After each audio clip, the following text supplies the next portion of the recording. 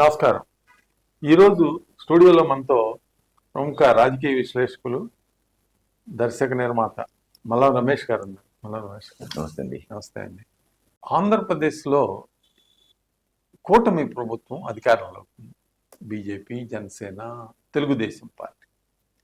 అయితే జగన్మోహన్ రెడ్డి గారు ప్రధాన ప్రతిపక్షంగా రాబోయే రోజుల్లో కూటమి ప్రభుత్వానికి ఏదైనా షాకులు ఇవ్వగలిగే స్థితిలో ఉన్నారా? ఆయన శక్తులన్నీ కూడగట్టుకుని మరి ఉద్యమాలు చేస్తున్నారు. అది నేరస్తులుగా జైలుకి వెళ్ళిన వాళ్ళకి పరామర్శించడానికే పరిమితం అవుతున్న రోడ్ షోలు కొంతవరకు చేస్తున్నారు ఇప్పుడు ప్రస్తుతానికి. రాబోయే రోజుల్లో ఏమన్నా ప్రభుత్వానికి జలక్కిచ్చే అవకాశం ఏమన్నా ఉందంటారా? ఇప్పుడు ఆయనే జలకులో ఉన్నాడు. ఆయనకి అందరి జలకులు ఇస్తున్నారు. ఇప్పుడు ఆ వాతావరణం నుండి ఆయన నిజంగా దమ్మున్నవాడైతే బీజేపీ లొంగి సైలెంట్ ఎందుకుంటాడండి? అదొకటి.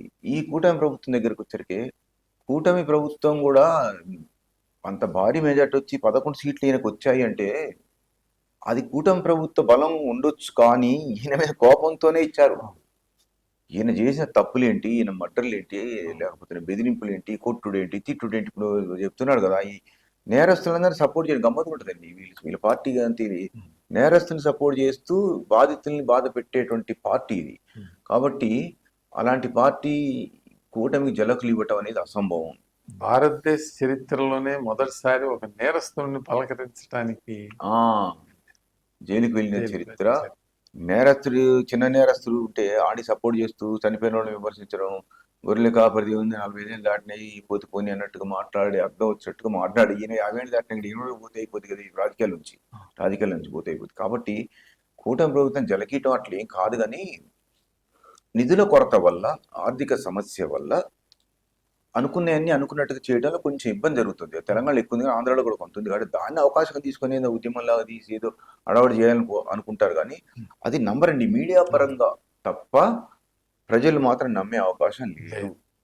కాకపోతే ఇదే ఈ బొద్దింకల బ్యాచ్ ఇవన్నీ వాళ్ళు అక్కడి నుంచి ఉన్నవాళ్ళే. ఆయన సైలెంట్ ఉన్నా కానీ ఈ బొద్దింకలు చేయగొట్టేవాళ్ళు కానీ, యాంటీ బీజేపీ కానీ, యాంటీ హిందూ కానీ, యాంటీ దేశ వ్యతిరేక. ఇటీవలే ఒక పరిణామం చూసాం. రావణ్ పేరే మార్చుకున్నాడు, జోసఫ్ అతని పేరు, రావణ్ గా పేరు మార్చుకున్నాడు.